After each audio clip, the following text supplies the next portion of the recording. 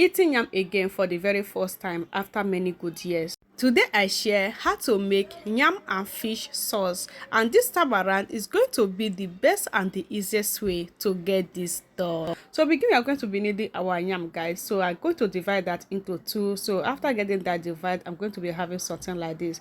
So what I do now is to pieces one side of it and then peel it as in get rid of the skin like this. So this is how I'm going to pin everything until everything come out perfect and nice. So after pinning that, I'm going to get that washed with clean water. So this is just it. After getting that done, over here we have cooking pot. I'm going to transfer the wash yam inside the pot like this. So sweetie, it has been a whole lot of years I haven't eaten yam, like I haven't eaten yam. Now I'm going to season that with salt to taste and then add in this jug of water that will enable the yam to get cooked.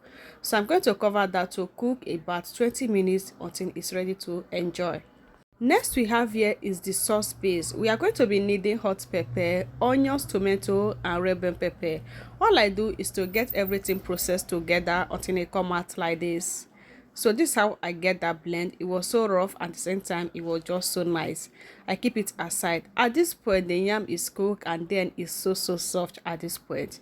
So what I do now is to take the yam out of the stock water. After cooking your yam, just try to comot it from the water so it cannot come and soak water. So that is just going to enable you to eat it and then come out so perfect like this. So this is just all the yam. I bring everything out and it was looking so delicious. So on this pan I'm going to be adding this fish seasoned with calabash nutmeg. Next is for me to add in a salt to taste. Next I'm going to be adding nut cube and then adding this curry powder. So I just add in the curry powder, then add the 1 jug of water. So I'm going to first of all get this fish cooked because I'm going to be using the fish for the recipe. So all I do now is to let the fish to cook for 20 minutes until it come out perfect like this. 20 minutes later the fish cooks so nice, and at the same time the ingredient just penetrates inside the fish so nice. I just love this. All I do is to add the fish from the stock water, and then we have all the fish here. It was so delicious and so amazing. So for the stock water you can use it to do any other recipe of your choice. Don't throw it to guys. So for me I just save the stock. So all I do now is to get the fish debone. So I just have to debone it until everything come out perfect like this. So now I have all the fish. All I do now is to keep it aside. On this pan I'm going to be adding red oil. So I have the oil to hot and then adding the chopped onions. So after adding the onions, I get that stir together. So just 1 minute of frying the onions. What I do now is to add in this locust beans. Adding the locust beans and stir together. Just fry that one again for another 1 minute. Then is to add in this tomato paste. So that is for Gino. And then stir together. So I have to stir that again for 5 minutes before adding any other ingredients. I just have to stir fry, and it was pumping so beautiful. 5 minutes later, I have to add in crayfish, then stir that together. All I do now is to allow this to get fried for 3 minutes before I proceed. It was just so perfect. So 3 minutes later, now we are going to add in the pepper mix. So this is the pepper mix. I pour everything in and stir together. Once everything gets combined, all I do now is to season that with this Maggi seasoning. The same time it contains salt to taste. Then add in this chicken cube.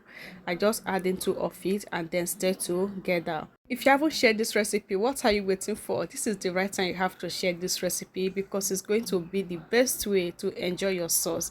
Now I'm going to be adding the remaining crayfish. So that is crayfish powder. Pour everything in and then stir together. This sauce is just scenting like what is happening here, like it was scenting so perfect. So that is just 3 minutes of getting that fry. What I do now is to add in the fish. I add in all the fish at this point. Next is to add in is mint leaf and then stir together. So at this point guys, you don't need to add in any other thing. All you have to do is to stir and then it's ready to enjoy. So this is just going to take just 3 minutes on this heat before we are going to turn off the heat.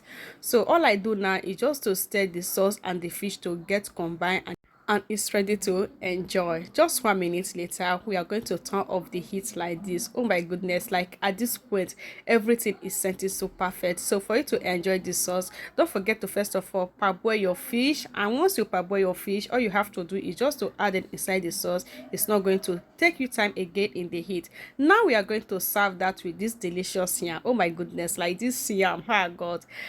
Assuming is what I'm supposed to video, guys, like I would have video when I'm eating this yam. Like I was eating this food as if what is happening here.